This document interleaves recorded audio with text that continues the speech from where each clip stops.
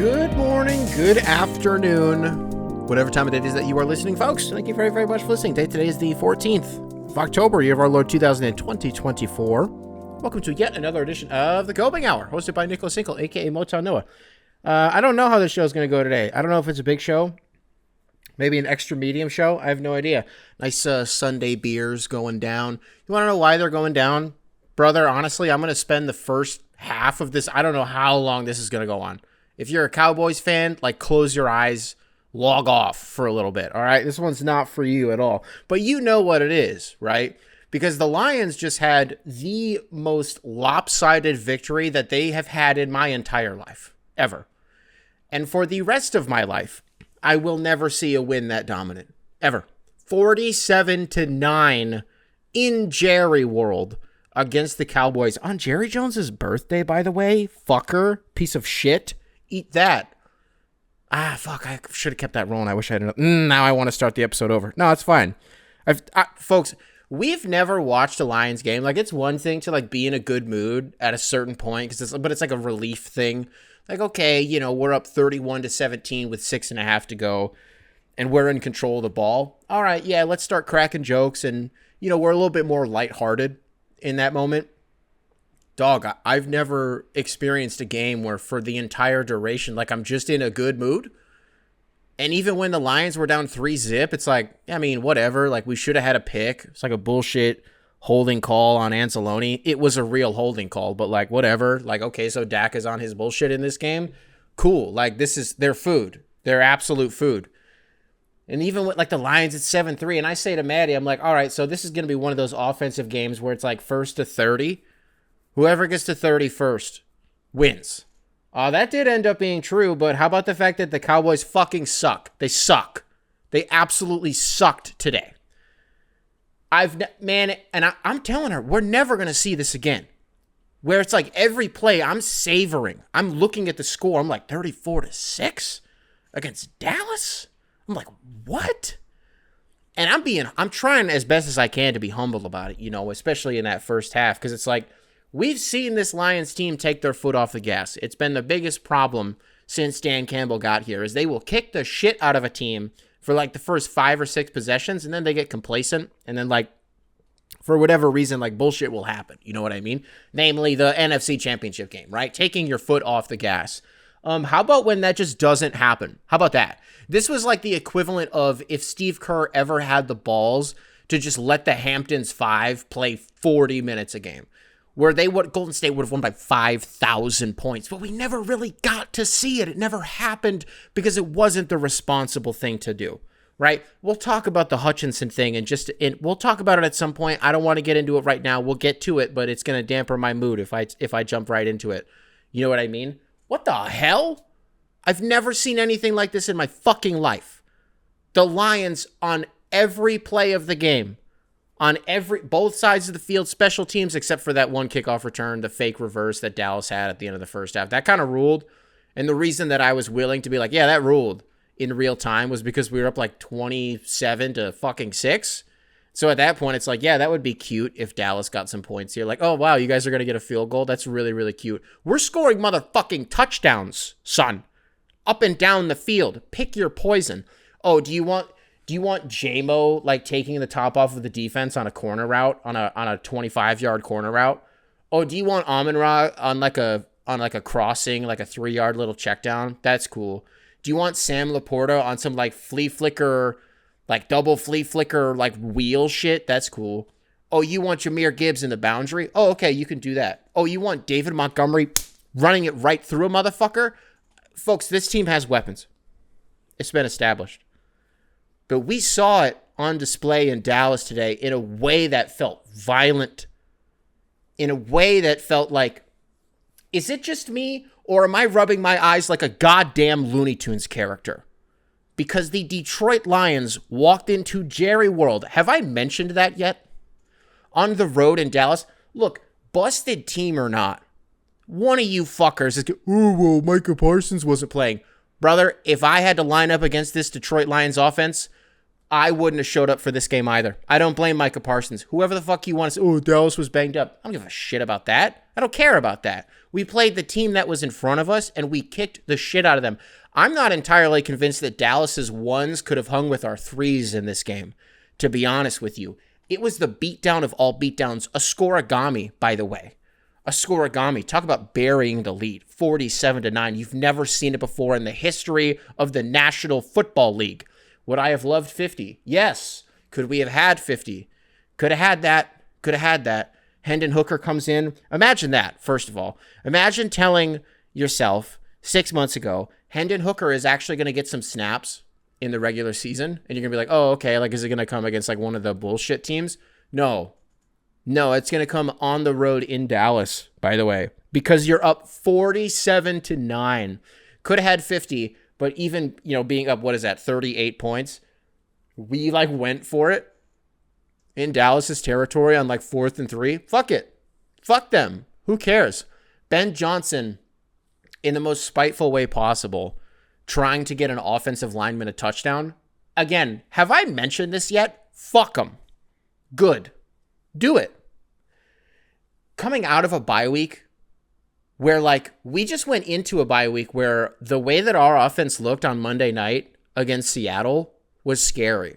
It was like, oh my God, they've I don't want to say figured it out because last year was the offense fucking ruled. But like we talked about, I think following the Monday night game, it was like, what's weird about this year with the Lions is it's actually been the defense that's been really consistent all season, and it's kind of been like a week to week, what are we getting out of the offense? But then at the Monday night game against Seattle, everything clicked, and it was like, okay, on all facets, both sides of the ball, this team is firing on all cylinders.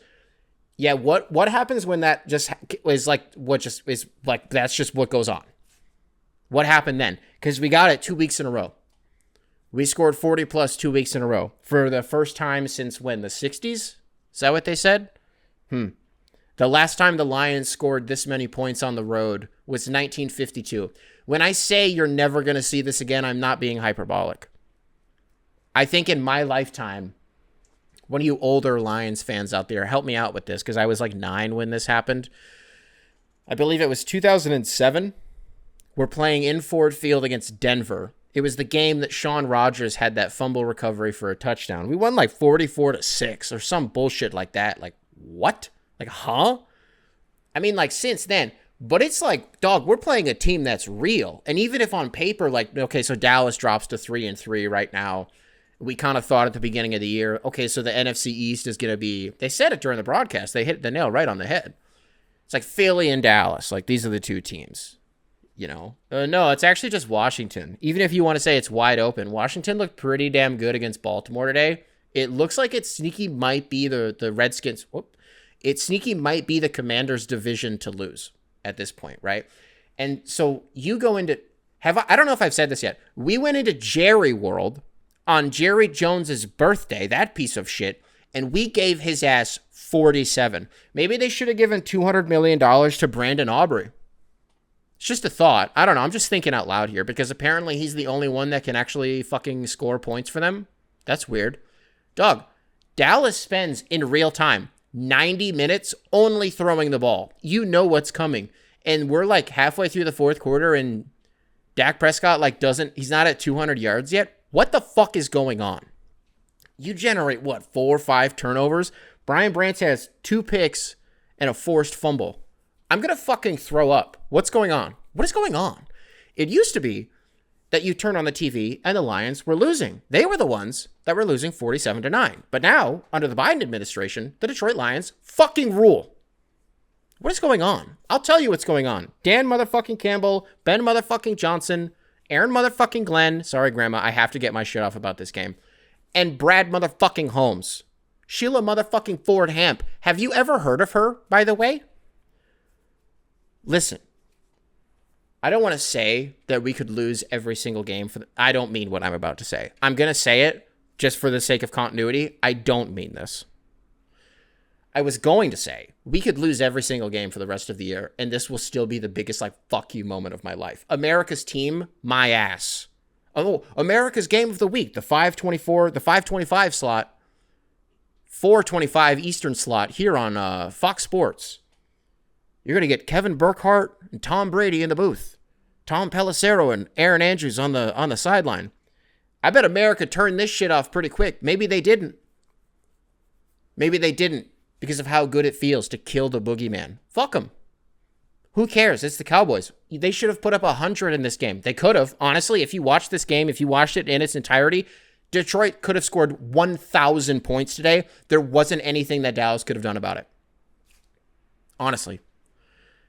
What's weird is Dallas keeps getting, it's like Dallas and Kansas City getting these primetime slots, right? We love Kansas City on this show. I just love them. They're just really fun to watch. I love the Taylor Swift sideshow. I love all of it. I love the histrionics that come with watching a Kansas City Chiefs football game. But for all intents and purposes, I know what it is, right? I recognize that a lot of you out there are going to be a little bit like turned off by how much that they're forced on us, especially when you think about the fact that even when you're watching their games, dog, in the middle of it, like you're seeing Travis Kelce and Andy Reid and Patrick Mahomes commercials. Like you can't get away from those guys.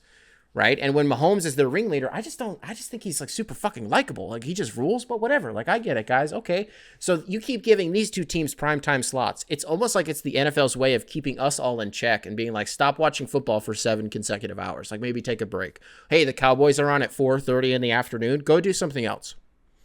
Right. Go mow the lawn. Oh, it's the fall. Go rake some leaves. Go spend some time with your kids. Like whatever it is, right? No, not today. Not today. I wanted to watch every single second of watching the Dallas Cowboys getting the absolute shit beat out of them. Felt amazing. Who's America's team now, bitch? Aiden Hutchinson snaps his leg in half. Didn't watch the replay. Will never watch the replay. I don't need to. Man. To be honest with you, I will feel it more maybe tomorrow. Maybe tomorrow.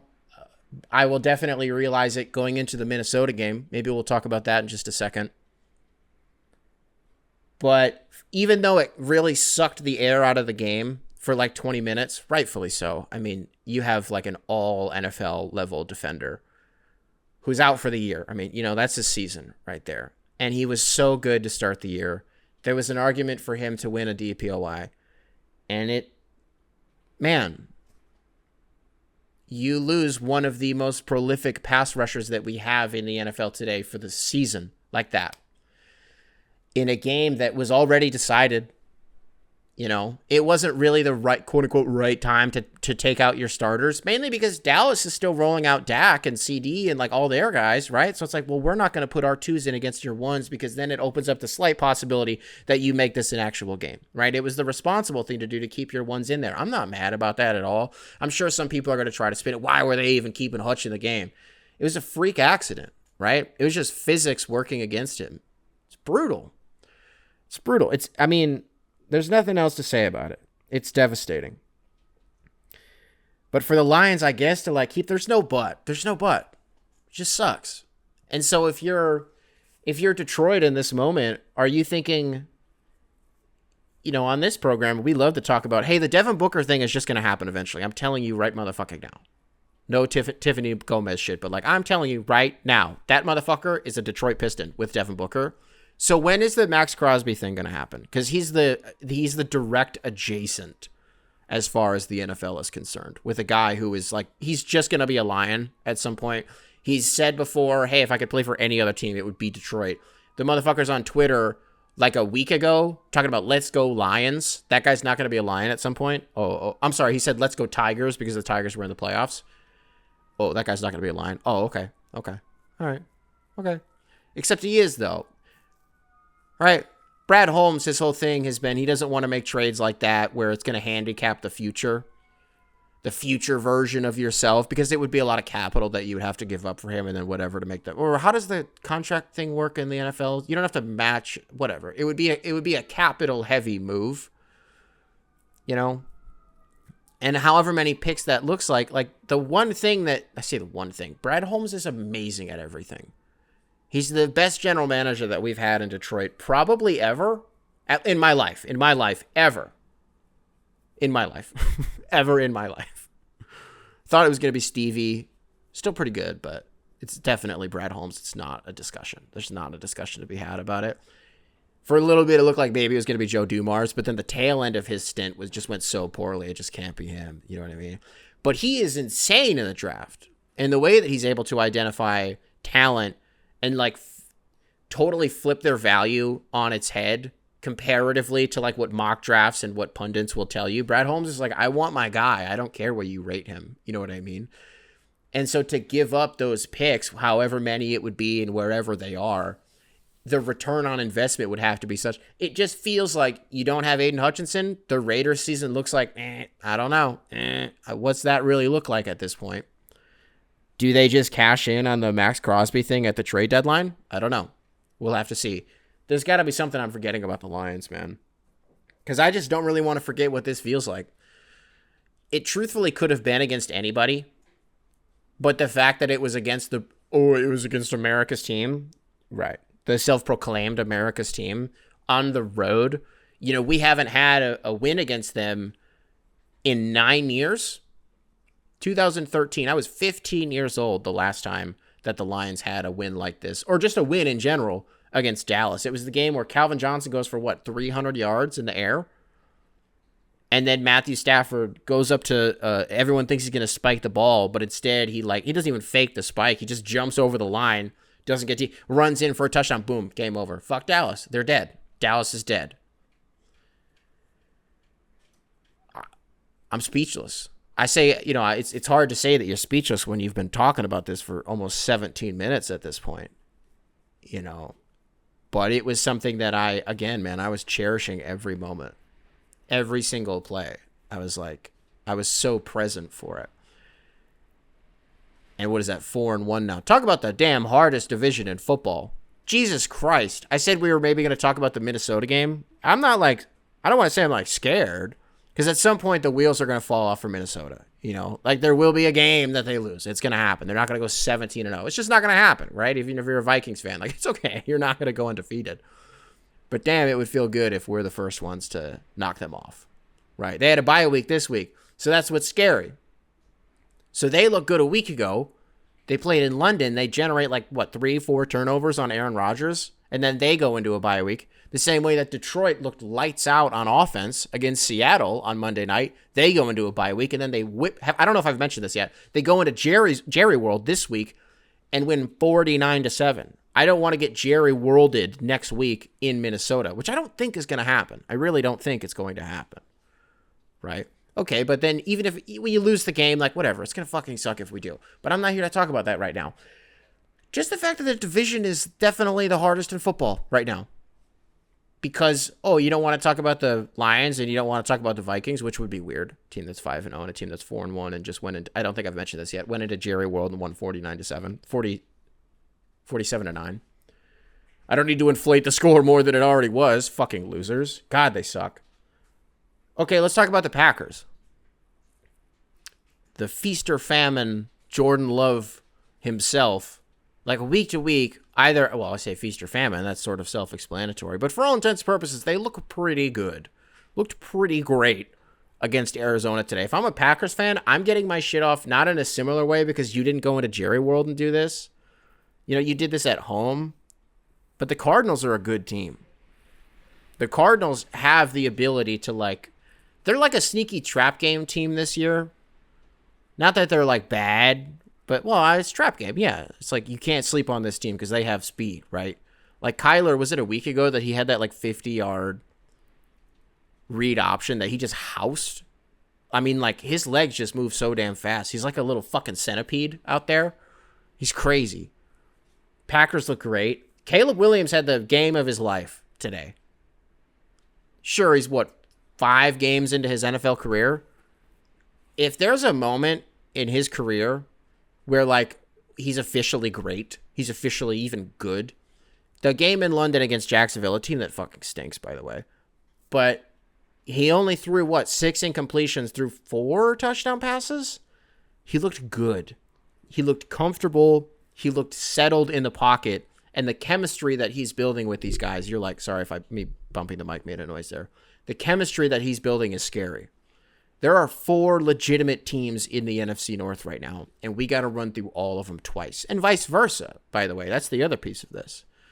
If you're another, I'm not trying to talk our shit that much here. I say 20 minutes into me being the Cowboys suck. But if I'm any other team, I'm thinking the same thing about Detroit. You can't downplay any of these teams right now. And if I had to like bet on who I think that sneaky, like this is such a horrible and like lame thing for me to say. My power rankings of who I think is going to like fall off the hardest, I would put Minnesota at number 1. And that's not like a cope thing. That's just like you have caught lightning in a bottle in a way. It's not that it's not real, but I'm like, it's Sam Darnold. Like, no way, right? Hey, people said the same thing about Jared. But it's not like it took Jared forever to figure it out. The guy went to a Super Bowl before he got to Detroit. Oh, it was on the back of Todd Gurley. Not really, though. Not really, though. You know, we talk about one of the more iconic games in the history of the NFL between the Rams and the Chiefs. Who was the Rams quarterback at the time? Oh, yeah, it was Jared Goff, by the way. The hell? I don't know, man. I don't know. I'm sitting there. Hey, here's a question. So they're sitting every time Brandon Aubrey goes up to like kick the ball, you hear a select group of fans in the stadium go, "Let's go, Brandon." I couldn't tell if that was politically motivated and that was like the irony. Like there's like layers of irony to that joke. I'm like, it's Texas. So these people already said like, "Let's go, Brandon." That kind of died. "Let's go, Brandon" is like Dark Brandon. That just kind of went away. People they stopped calling Joe Biden Dark Brandon. Just wondered if that was politically motivated. Oh my God. You want to talk about such a detraction from these games? I'm sitting here having the time of my life. We all are as a family. We're just like, this feels awesome. We've never had a Sunday where we're just having this much fun watching the Lions. We're like every single play, something awesome is going to happen. Either it's a touchdown or I haven't even mentioned David Montgomery, by the way, which is I'm doing a huge disservice to him, but I'm already on this point and I want to make it, right? God damn, political season, election season sucks. Holy shit, because we're watching a totally legal stream, by the way. Don't ask. Don't ask those questions. Of course, we were watching a legal stream. But we were getting Michigan commercials. But despite it being a legal stream, we were getting Michigan commercials. It was really weird. Like, wow, we're in Chicago, but all of these Michigan commercials. That's weird. Dog. I'm not convinced that Republicans didn't fucking give up. They threw out the playbook and they're like, let's run it back in 2028. Because it's not even just the fucking Kamala ones where they're like, Kamala wants to do transgender surgeries on prisoner immigrants. And that's it. That's crazy. You don't want that. The worst part about those commercials isn't that it sounds like it's not that it sounds like the copy was written by a fucking second grader, because it doesn't make it's just a buzzword salad. It doesn't make any goddamn sense.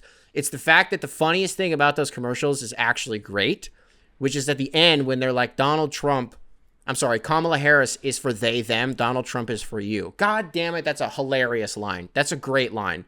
But the fact that what precedes that line is a bunch of, again, buzzword salad horse shit that literally doesn't mean anything. Because it's like, you guys, it seems like you lost the plot. Where like before you were attacking transgender people because it like destroys what the nuclear family is, which is already like dumb in and of itself. But like, I get it. If you're like a Christian, like you have very strong like religious morals and you believe that a man and a woman, like sure, if that's what your platform is. But they're just like saying shit that isn't real. Because conceptually, I don't even understand what their problem is anymore. Like, okay, if like prisoners wanted to get a sex change, okay. What if you know what I mean? Like, what if they did? And then you watch these state election attack ads.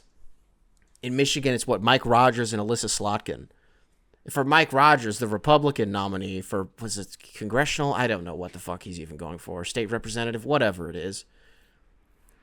They're like, it would be for Alyssa Slotkin. It's the same bullshit where they're like, she loves immigrants and she wants them all to, if they want to have sex changes, then like she's cool with that. And I'm in the military and she doesn't know what immigrants are like. And you're like, what are you even fucking talking about anymore? What is this even about? Can we get back to the game? And then there was one that I was pissed off about because it's an Alyssa Slotkin commercial, the Democratic nominee. And she's like, Mike Rogers is against abortion. And I'm like, that sounds fucked up, honestly. And then they show a quote. But right underneath the quote, they had a little chyron that said Mike Rogers, and it was like some date, 1994. I'm like, what the hell? So you're pulling a quote from 1994 on this guy talking about how he hates abortion. It's 30 fucking years ago. Surely if the guy still hates abortion as much as you're trying to say that he does, there's a quote that's more recent than 1994. A damn tenth to a quarter of the people that are going to be voting in this election, either voting for you or against you, weren't even born in 1994. What are you doing? What is this? Man, it was all over the place. It's not even funny anymore. It's not even good anymore. Oh, man. And then, even with the Kamala ads, it's like Donald Trump is not cognitively all there, and so that's why he can't be president. Who the fuck, by the way, is still the president of the United States? It's like we forget that Joe is still the president of the United States. That hasn't mattered for the last 4 years.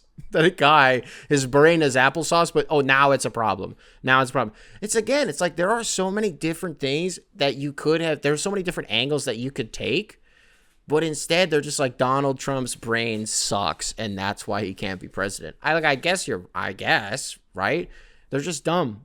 They're just so bad. And it's like, didn't I say this a second ago? It's like all of these copies were written by second graders and they're just like regurgitating whatever they heard their QAnon parents say or whatever their like super like libbed up parents said. Like it's just the same shit going both. It's weird.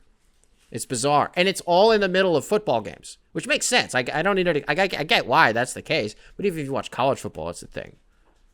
At least technically mostly when basketball comes back, the election will be, I guess, opening night, there'll be like 2 weeks until the election. Jesus, man. Because I'm just thinking, I'm putting my thinking cap on and I'm thinking about the international viewer who's like using a VPN or like Stream East or whatever the fuck to watch some of these games. They are not interested in American politics, right? Let's just assume that they know nothing about American politics. But they're just getting all of the ads that I'm talking about. They're like, what's going on Western television, on American television? What the hell is going on here?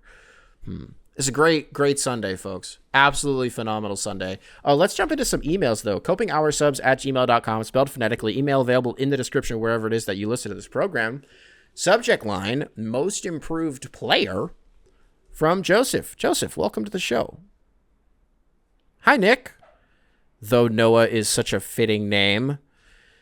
Joey here, been a viewer since Thank you for this, brother. Basically, I've had a vision, and I can say with near certainty that I think Deni Avdija is going to be the most improved player. And if they give it to Wembanyama on some bullshit or something, he'll be like the clear breakout player this year. That's not going to happen. I'm going to break the email. It doesn't go to year 2 players. Most improved does not go to players who are in their second year. If he wins any substantial awards this year, it'll be Defensive Player of the Year or like the fucking MVP. But he's not going to be most improved player because it's not how it works. So you can rest easy there, brother. Back to the email. I'm a huge Bulls fan. And I remember a few years ago when we took Patrick Williams with the 4th pick, I was super disappointed because I wanted them to go for Deni Avdija, a more mysterious raw prospect who clearly had more potential to be a star. He ended up being a good defender and shooter in Washington, but I think a change of scenery will let him explore his true nature as a facilitator and as a ball handler. Now, will play like the player he was drafted as, but less raw with improved shooting and defensive ability. He will show top 20 player potential. We are talking about Deni Avdija here, ladies and gentlemen. More importantly, a few episodes back, you were talking about your... Whoa. Oh, wow. This looks like a hard zag here. Maybe... Okay. More importantly, a few episodes back, you were talking about your aspirations to be a media figure and how you had sort of committed to being a full-time father, and that because of that, you are now doing sports media more casually. You have accepted that you won't make a, quote, huge impact, unquote, through media like some of the large figures in it today. But I felt the whole time like... I've already started reading it. Fuck, usually I skip this, but I didn't know if you were using this as like a segue to make your point. You're not. I'm still going to read this, though. But I felt the whole time like your perception of it isn't completely true and you're selling yourself short. I imagine you want to take some of the geniusness and personality you have into that space, which you've done with the channel now, but that is exactly what bigger media doesn't have and why I prefer a show like yours. Even if it's just 1,000 of us dedicated viewers, I'm 100% sure you've made a bigger impact on the world by having a much better connection with your audience than someone like motherfucking Stephen A. Smith or someone like Zach Lowe. You've made a real impact on people's... Well, thank you for all of this, brother. Oh, fuck. You've made a real impact on people's values and stuff in a good way. And as someone who grew up without a dad, it makes me really happy to see someone who is so clearly going to raise a good person. Wow. Oh, dude, you're firing on this email. Anyways, have a good one, man. And tell Rusty Buckets Kevin Durant is top 10 for me. He knows that he is. I'm not going to do the whole spiel again because I don't want to sound like I'm putting Jacob on blast. He fucking knows that he is. And anything that Jacob said, I'm not going to do this bullshit again. Jacob knows what it is. I've communicated to him. He knows, dude. But he'll hear this. Don't worry. He knows. That very last part meant a lot to me. And I am very quick triggered with people like mentioning my son. I've deleted comments that are like maybe nice, but if I interpret it in a way that like could be kind of like fucked up, like just don't talk about him, right? But that was very kind. He is going to be a good person. And I think that me and his mom and I are going to be major players in that. I'm excited that his worldview is going to be that, you know, his mom is the breadwinner. And so that just through virtue, like his dad is the stay at home, you know what I mean? And so the dynamic that creates and the, the gender norms that kind of creates in his head, it's going to be interesting to see, but he's going to be an awesome guy. Wow. You feel like I was downplaying and underselling myself when I was talking about dedicating myself to just being a full-time dad. You want to unpack that? All right. Maybe, but I think that something that, I don't know if I said this in the episode that you were talking about, but I've said that, I don't know what episode it was. It is not a meritocracy. If everybody got to do exactly what they wanted to do, the world would fucking suck. And so I think that it is important to recognize when you don't think your dreams are achievable and when you don't think that your passions are feasible. And if I have to sacrifice, if I have to punt on whatever those dreams are in order to ensure, to your point, that we raise a kick-ass kid, right? And it's not like, oh, I'm kicking my shit down my can down the road so that way he can live up to what I didn't do. It's not about that at all. We make jokes all the time about like, we already know what his podcast is going to be called if he wants to start one, right? I don't need to do a whole psychology thing about this. Like, we get it. We're not going to force him to do whatever we fell short in doing. Our shortcomings are not his problem, right? But to me, maybe I've said this before, one of the problems that I've had is when I first got on this platform, I was doing pretty well even before I got on YouTube, but I was only on Twitter, and I did like pretty good fucking numbers on there. And I had some motivation to finally create a YouTube, and I had some help in doing that. And it was a rocket, man. The amount of you who, when I start emails and I cut it off like I did with this one, and I say, thank you for this, brother, and I speed past it, it's because you guys are saying nice things about me. And even if I do sincerely appreciate it because I read it, I know that it just comes off in a way, like, you don't need to hear it. The person who didn't send in the email, oh, wow, another guy telling Nick how great he is. Like, wow, that's why I skip it, right? Because it's not important to the show, and it's intimate to you and I.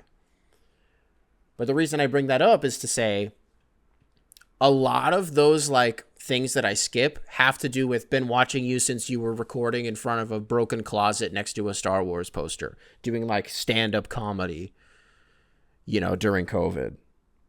I have a really, really weird love-hate relationship with those messages, because even if I sincerely appreciate that, hey, you're only sending this message in because you stuck around, right? There are plenty of people who only watch that shit and then have been like, wow, that guy really fell off. Yeah, man, in a way. Yeah. But my success on YouTube ended up landing me a super kick-ass job. We've done the timeline thing before. So why don't I try to recapture that success? Because it's luck. Yeah, some of it's ability, some of it's determination, and like your ability to manifest that you belong in a certain space.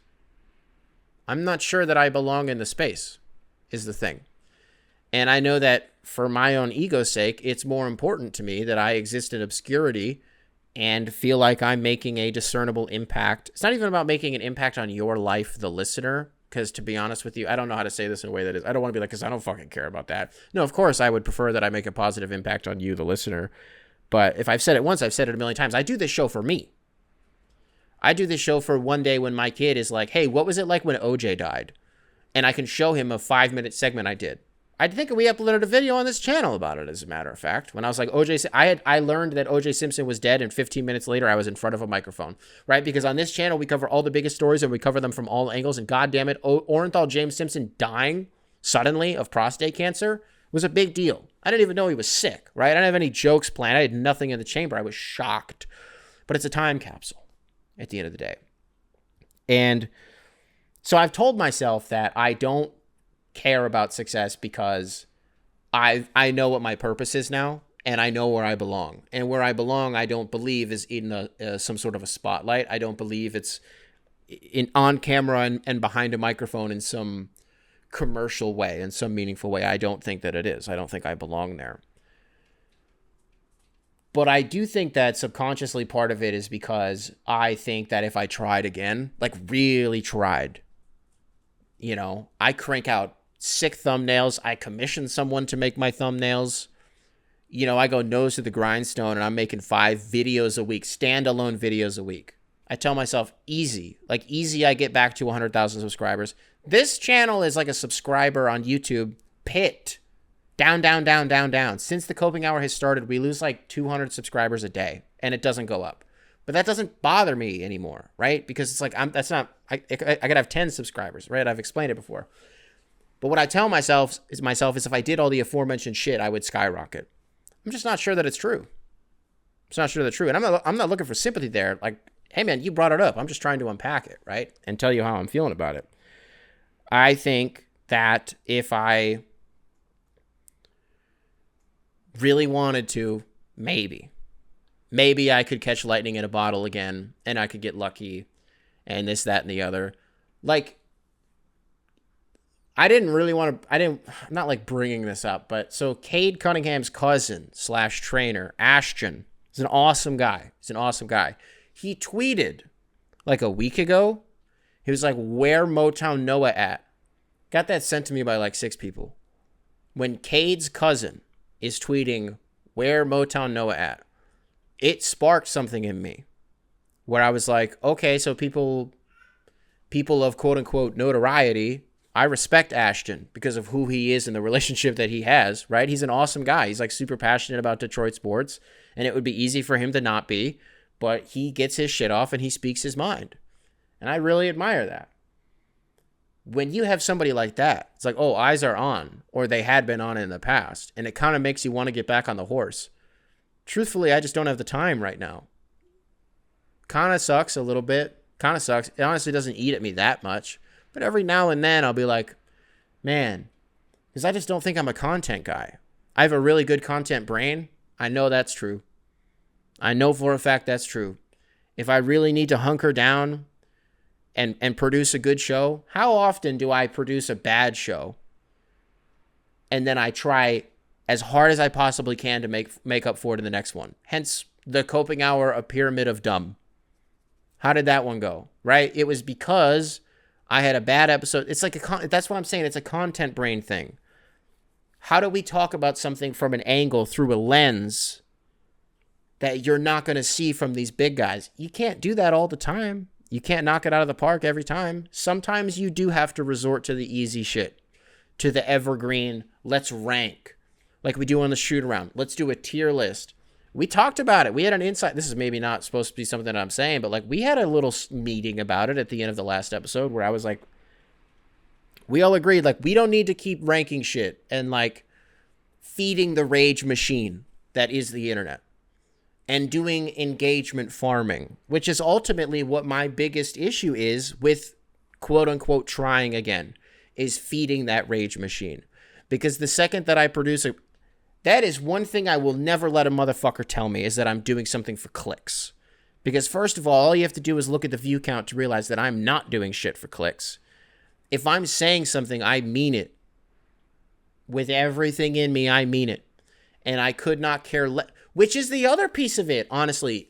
Having a smaller, tight-knit audience, you said something about like, hey man, even if you had like 1,000 subscribers and it's, you know, it's 1,000 people that watch the show every week, like if that's what it is, then that's what it is. You have a more tight-knit community. You don't get fucked by context or miscontextualization, when you have that base that I know you, the listener right now, you listen to the show. You're a sicko, right? And I appreciate that because you don't have to be, but you show up every single day, which means that you have the context, right? And I'm not saying like, oh, I like having a smaller audience so that I can say something like racist, so I can say something like crazy and then like nobody cares about it, right? It's not about that, but I don't know. Sometimes I'll make a joke about like, oh, maybe Aaron Gordon would have won the dunk contest when he used a drone if he had like a Ukrainian operating it. Like shit like that. Like I've been there before when you have like a bigger audience and like shit like that doesn't go well. It was really hard for me in the past to reconcile with that and be like, damn, like not everybody likes me. But the truth is now it doesn't bother me as much because the only person that I need to like me is my son and Maddie, right? But other than that, this isn't real to me. This isn't real to me. That's why the Discord thing didn't work out. That's why I was very apprehensive about the CopingHour Reddit when that guy emailed in, which is maybe a whole different thing that we should do a fucking town hall on. I did sincerely appreciate that a lot of you out there voiced some concerns about r/CopingHour going live. If you missed this in the bonus episode that we did like a week ago at this point, after the Tigers was it a game 2 win? Yep, Kerry fucking Bonds had the win over Cleveland. In real time, we got an email from a guy who was like, hey, I just started a CopingHour subreddit. And if you listen back to that and you see that, again, I'm showing some apprehension, it's because, like a lot of you pointed out, it can reinforce some parasocial behavior, which is the thing that bothers me the most. It can kind of spiral into something that, you know, you intend for it to be a really meaningful community, but it just kind of turns into a cesspool and people just get weird, even if it's not about me. Like, I'm not trying to make this exclusively about me, but the subreddit is literally about this show, right? But people just get kind of weird in communities like that. And I did appreciate, again, all of your guys' feedback on that. But what I emailed a lot of you back on and said was, look, the guy who created it just wanted to have a community where people could talk about the show and show adjacent topics. That's not unhealthy. There's nothing wrong with that.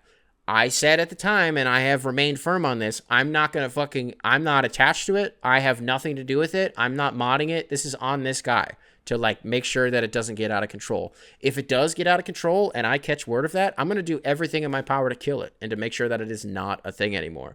But I don't think it's impossible not impossible, but I don't think it's inconceivable to think that a community like that should exist, you know? So as long as people are behaving in there, whatever. Joseph, what was your email about? It's about Danny Avdia? Yeah, maybe.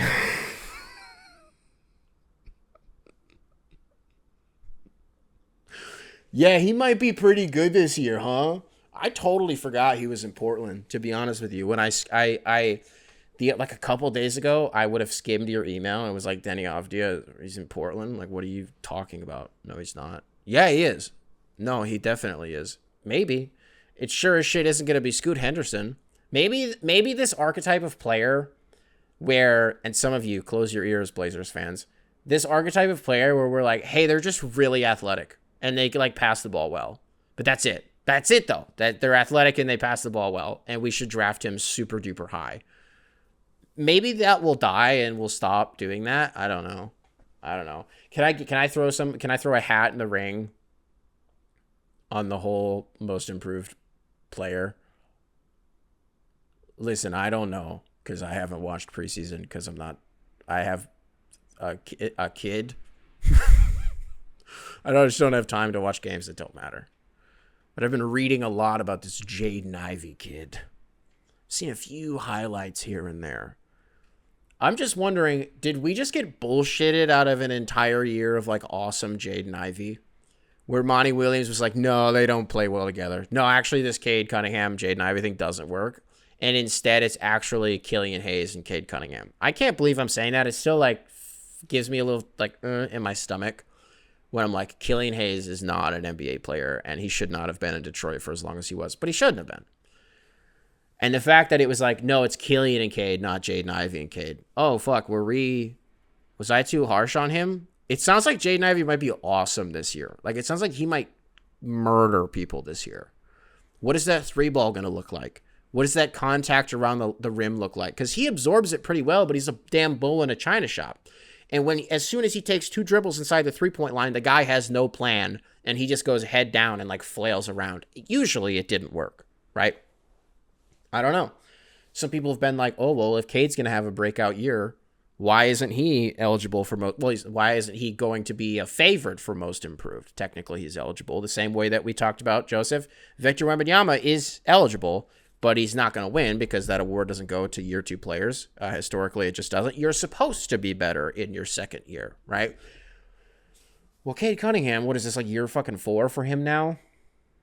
Had 1 season-ending injury. It's like, well, he already got paid, though. He just signed a $200 million contract. We're pretty sure that he's good. To me, most improved is like, are you on your last leg and are you maybe... And this isn't always the case. This is not always the case. But when it comes to predicting who it's going to be, you know. Is there a world where you're not in the NBA in 2 years, but then suddenly you're a fringe all-star guy? Oh, okay. Yeah, most improved. That can't happen with Cade this year. It seems like that would be more likely to happen with Jaden Ivey because, again, we've already committed to the next 4 or 5 years of Cade Cunningham being on our team, being like our guy, bolded, italicized, underline guy. Oh my God, do you want to know another email we got? This was so damn cool. Oh, this might take me a second to find. No, it didn't. Liam! CopingHourSubs@gmail.com, spelled phonetically. Email available in the description wherever it is that you listen to this program. Liam, welcome back to the show, I believe. Your profile picture. You've emailed several times. I just don't know. I don't remember if I've read any of your emails. So, Liam, welcome back to the show. Subject line, turns out my coworker was a fellow coper. Hey, Nick, hope all is well with the fam. Yeah, all's well. We just gave him a bath, and he's asleep right now. For some context, I've recently started an apprenticeship where I work on wind turbines across Canada. And because of the nature of the job, I'm on the road frequently, and while driving, I often listen to basketball podcasts and other related shows. CopingHour being the undisputed number 1.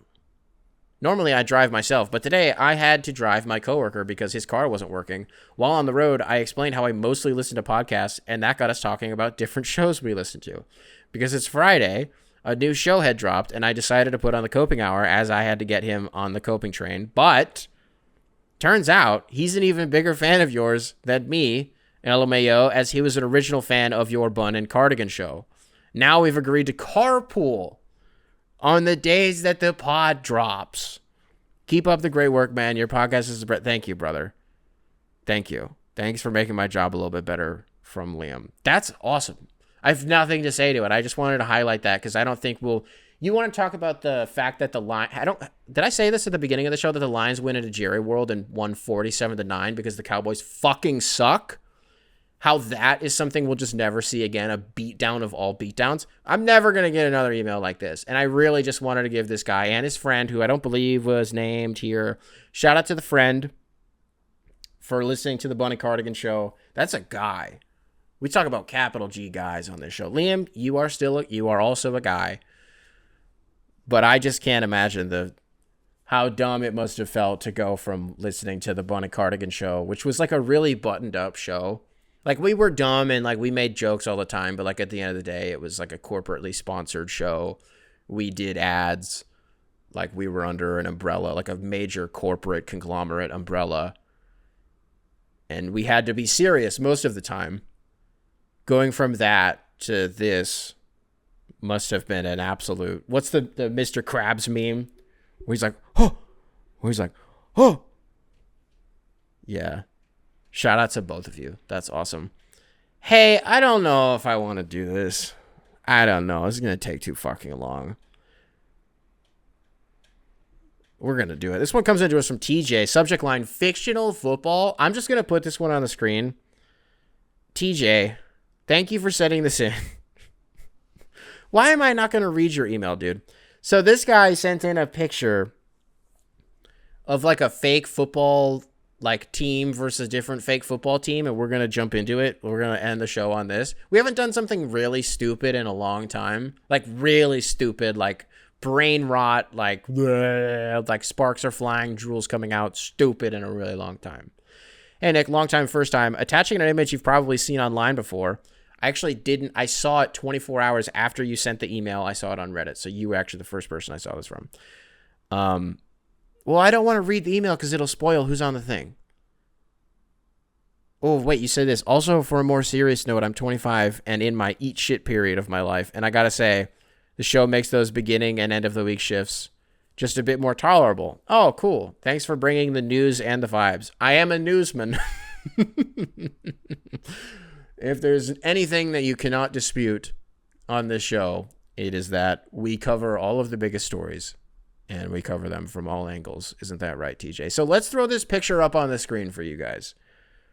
All right. So for our audio only listeners, it's going to help you a lot if you just pull it up on your phone for 2 seconds, just observe, but I'll try my best to walk you through this. So let's start with the defense. Anybody from any of these animes, I don't know who the fuck they are, okay? None of them are from Attack on Titan. I stopped watching Attack on Titan after they got to the water. Was that season 2 or season 3? And then there was like 10 years between seasons, and by that point, I didn't fucking care anymore. So, anime guys, I don't know. There's an anime guy as an edge rusher. Thanos is on the defensive line. Who the hell is this? I don't know who that is. We got a Droideka as an edge rusher. Batman at middle linebacker. Is that... I don't know who... This defense is so weebish. What the hell? Is that the Silver Surfer? Silver Surfer is a safety? Let's just go to the offense. Got Superman at quarterback. Superman's at quarterback. You got the cat from Big Hero 6 snapping the football. You got the Flash at fullback. Sonic at running back. The Thing as an offensive guard. Venom as an offensive tackle. Spider-Man wide receiver 1. Got the Hulk offensive tackle. And Anakin Skywalker as wide receiver 2. Which feels appropriate, I guess. I just wonder if maybe there was somebody other than... Like, putting Anakin as a wide receiver 2 is way better than putting Darth Vader, because Darth Vader has to show up to the game with, like, a handicap parking sticker. The guy's crippled. Darth Vader could not have hung as a wide receiver 2. Anakin is... Yeah. And he's got a good vertical, good up and down ability. He can just use the Force to pull in the ball. Spider-Man can do the same shit. But, like, Superman is my fucking quarterback. He's my quarterback. So... Probably that guy. Also, Venom being an offensive tackle feels like, how is every play not going to be holding? Because if you double team Thanos, which one of these is Broly? I don't know. Which one of these is Dragon Ball and which one of these is Z? Can we take out the weeb shit? I don't know. I'm sorry. I don't know who these fuckers are. And what is the Droideka going to do? That's my question. Okay, so the Hulk is going to manhandle that thing even if it puts up his shield. The Droideka, I mean. Can you go in those shields? You can in, like, Battlefront, but this isn't Battlefront. This is real life. In the movies, I'm trying to think of a moment. No, they never went inside of the shields that the Droidekas put up. The Hulk, it doesn't matter. It doesn't matter. Even if it, like... Oh, it got in a ball and it's doing the thing where it rolls. Hulk is picking it up and throwing it to the boundary. The fuck? He's ripping it in half. That's not even a thing. I think they're going up and down the field. Who is this at tight end? This green fucker. He looks cool. He looks like maybe he looks like Kyle Pitts. I don't know. Sonic at running back. The Flash at fullback. That's not even... I was going to say it's Thunder and Flash. It's not. It's Flash and Flash, essentially. They're running up and down the field. Like, Thanos is a problem. Does he have the gauntlet? If Thanos is gauntletless, I think the Thing... They don't even need to double team. I think they'll be fine. Spider-Man as a... What the hell does Batman do? He's not even a superhero. Batman is he's a vigilante billionaire. He's not a superhero. He has no superpowers.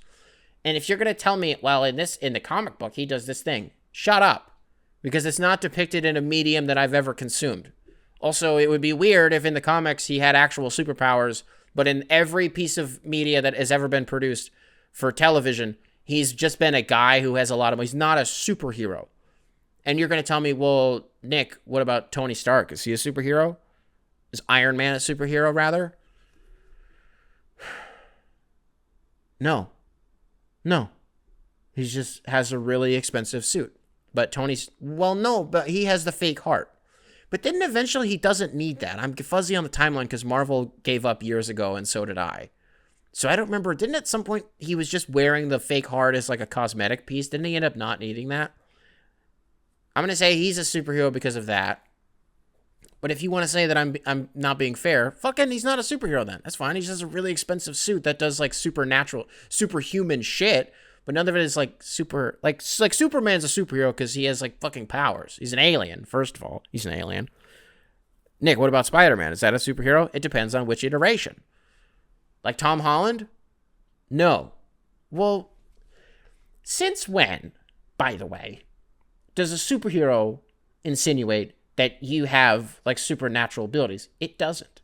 It just means you're a hero who has like awesome capabilities that people otherwise, normal civilians, would not be able to do. So that would mean, ipso facto, Batman's still a superhero. Yeah, but he doesn't do anything super. It's my thing. Iron Man's a superhero because the motherfucker can fly. Batman is like, I'll catch up. I'm going to take this zip line. I'm going to take this Batarang. Everybody get in the Bratmobile. And it's just like Von Dutch with like crazy subwoofers in the back. Maybe. What the hell is he going to do at middle linebacker? That guy's fucking food. He's not taking the head off of anybody. Is that Silver Surfer at safety? I haven't gotten a response on that yet. I don't know. Jesus. The offense is, I'm telling you right now, no Tiffany Gomez shit. I'm telling you right now, this offense is going, they're running laps on the defense. It's going to be like what happened in Jerry World today, where the Lions won 47-9. That's what's going to happen here. I don't even know if Anakin's going to get any touches, to be honest with you, because that backfield is nuts. And then Spider-Man, I mean, gee whiz. What is he supposed to do? Hey, Ghost of Tsushima, you guys want a brief update? I did the mission where you are taking back your uncle's castle. Is it like Castle Shimura? Shimura Castle? Whichever one it is. But then they, spoiler alert for Ghost of Tsushima, blow up the bridge. That's where I'm at in the game right now. And he's like, oh, I was about to do an accent. I was going to like mimic that would have been racist as hell. Because I would have not done it in a very tasteful way. But he's like, I want you to be my son. And then you're like, it would be awesome. I'd love for you to be my dad. And then you start like poisoning motherfuckers and like chopping heads off. And he's like, that is not honorable at all. That sucked. I don't know if I want you to be my son. And then he's like smacking gin around. It's cool. Again, man, if I had the time to really sink my teeth into this game, I would love it so much more. But it just sucks that I feel so rushed when I do it. But it's just the nature of my life right now. Which is too bad. Alrighty, folks. How did this one go? Jesus. I don't even know if I want to watch this one back. This might be one of those rare instances. I feel like how long did I spend talking about myself? Ugh, that's the part that I'm most nervous to go back on. I might have to check that out to see if I need to cut anything. But I'm also worried that if I'm going to get too much in my head. Did say at the beginning of this one, I have no idea how this one's going to go. Damn, that ended up being true. Whew. Alrighty, folks. If you are watching this on YouTube, be sure to leave a like. No, I say this part next. Hold on, Nick. Get it together. You got it, dude. Chill. You're good. Just do the outro. You're fine. Nothing's going on. You got nothing to... Just chill. Do the outro. Get out of your head. If you're listening to this on Spotify, be sure to rate 5 stars. Can leave comments. That's a thing. Still don't know where they're going. Still don't know where you're leaving them, but you guys certainly are leaving them. If you're watching this on YouTube, be sure to leave a like. Subscribe. Nice little comment for the algorithm. And I will catch you guys in the next one.